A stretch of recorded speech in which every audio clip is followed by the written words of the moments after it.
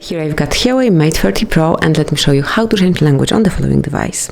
So at first let's open the settings, then find and pick System and Updates, go to Language and Input, and here by clicking on Language and Region, we are in Language menu. Here by tapping on Add Language, you can choose some language from the following list, so just pick the one that you would like to apply.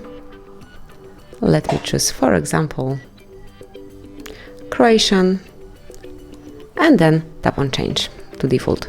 And as you can see now, the whole device is in Croatian, so you can use it in your language. Then if you would like to change it to some other language or go back to English, smoothly go to Language and Input one more time, pick Language, and now swipe English up.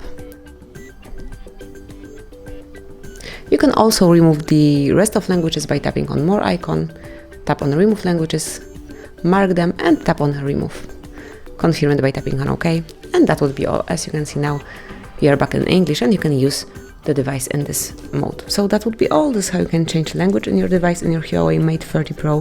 Thank you for watching, please subscribe our channel and leave the thumbs up.